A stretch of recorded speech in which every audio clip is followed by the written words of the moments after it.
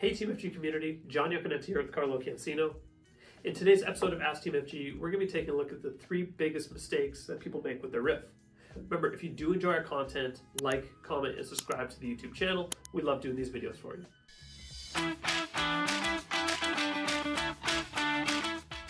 In today's episode of Ask Team FG, we're going to be taking a look at the 3 biggest RRIF mistakes that people make. We notice it from time to time that people tend to lean towards these primary 3 mistakes, so we figure we'll walk through them for you. So, Carlo, why don't you get us started? Thanks, John. Yes, in our meetings, we found that clients tend to make 1 or 2 of these mistakes when they're opening up the RRIFs, or if they've had a RRIF for a long time. When we go through their portfolios, we notice that certain things are missing. So we thought we'd bring it to you today so you can avoid making these mistakes yourselves. So number 1, we find that clients aren't optimizing their RRIF with their withdrawals according to their tax bracket. So what do we mean by that? With a RRIF, I think everyone understands that there's a bare minimum that you have to take out every single year. And all of that is taxable income. But depending on what your other income sources are, you may be in a very low tax bracket, or you may be in a very high tax bracket. Now, depending on what your living expenses are, you might be able to take out more from your RRIF to maximize the current tax bracket you're in, or if you're at a very high tax bracket, you might want to optimize withdrawals from other non-taxable sources, a non-registered account, a tax-free savings account. But again, you do have to be taking into consideration that minimum payment that has to be taken out annually. No, excellent points there, Carlo. When we take a look at the RRIF income, specifically in retirement, now that you're in retirement, we want to make sure that you're doing so in the most tax-advantaged way.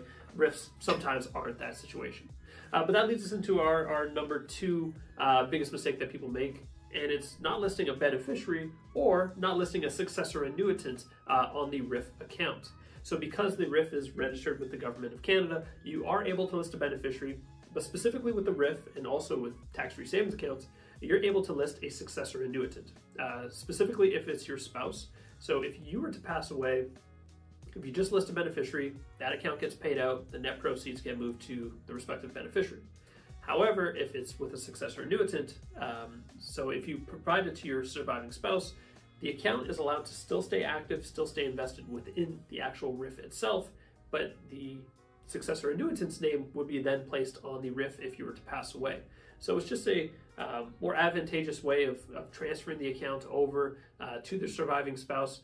Reason being is it's not going to be taxable when you pass away. Usually that's a concern upon the estate, but upon the passing of the first spouse, you would be getting offsetting tax slips to ensuring that there's no income upon the estate. Yes, thanks, John. The successor annuitant is a great way to prolong or defer that tax bill when the first spouse passes away.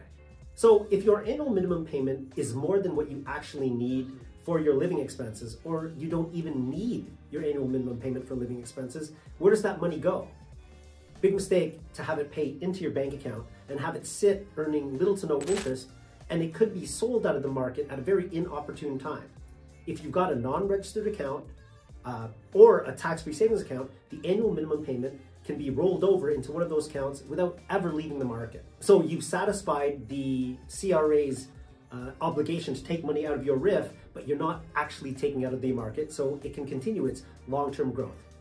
Yeah, and it's also still there and available to you. Let's say even down the road, if a trip comes up and you want to find a tax-efficient way to take money out of the portfolio to pay for that said trip.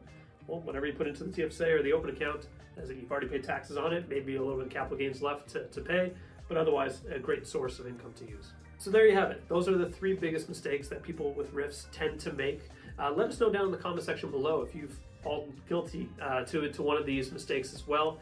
And as always, remember to subscribe to our YouTube channel and give us a like. And if you haven't checked it out yet, we also have a retirement assessment down in our description below, so feel free to give that a try as well. But until next time, I'm John Yonge. I'm Carlo Cancino. And this has been Ask Team FG.